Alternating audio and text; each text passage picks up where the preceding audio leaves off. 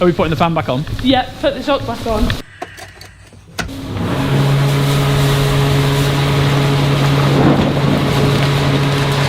I have no idea how to turn this off or pause it.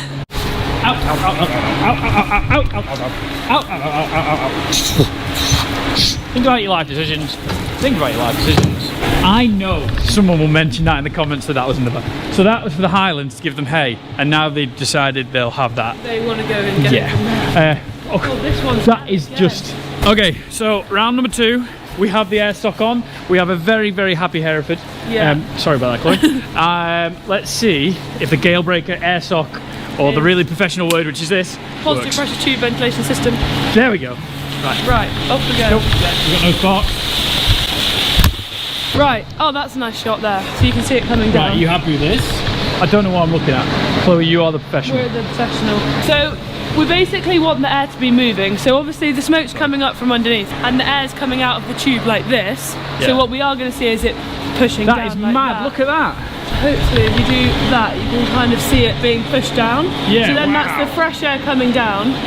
Yeah, because that fan is drawing fresh air in. Yeah. What we're doing is exchanging the air down here. Yeah. So this tube will be doing at least 8 air exchanges per hour. There you go, that's a nice shot there. Yeah.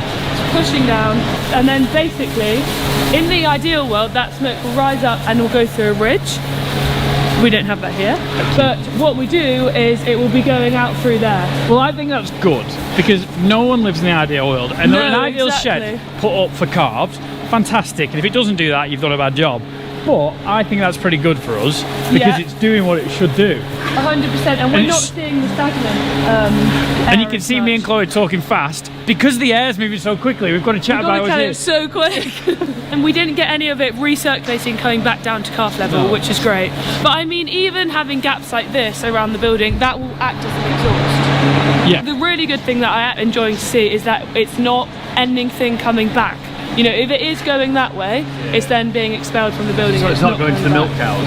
And that probably is because we do have an open daylight ridge in the milk cows. Yeah. So the milk cows are probably causing the stacking effect, and all of their bad air is going so it's not stuck in there. Because the reason why it would come back in here is because their bad air would be stuck. Yeah. So the ventilation in there is spot on. Stuart, you did a very good job. Yeah, well done, Stuart. We've got a little bit of lingering, but not a lot at all. Not a lot, it's a little bit down the end there, but what main thing there is it hasn't come back into the calf space. Right. So as soon as that fresh air came down, it was then going back up and being expelled from the building. Right, okay. So you're well happy? So I'm happy with that. And no calves, or not as many calves dying. 10 out of 10. Happy with that. What was the first thing that you said about smoke? Smoke never lies. Smoke never lies. It's like danger, it doesn't take a day off. Happy days! Chloe's well happy with that, because I'm not going to lie, we're starting this video, I was like, you're taking this risk, because you're like, can we drop some smoke bombs off and see if the sock works? Not the sock.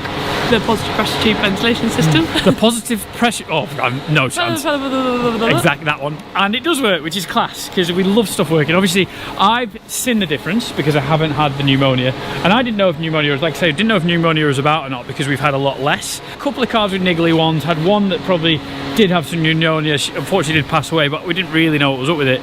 But nothing like last year. Yeah. Nothing.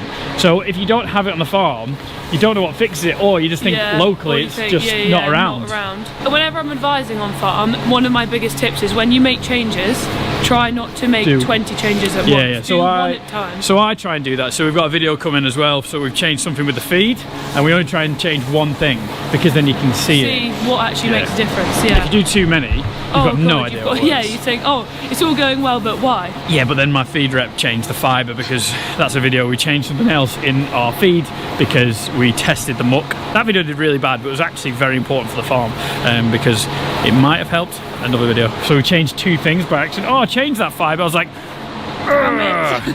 but anyway, right. So, bomb number 3 to come.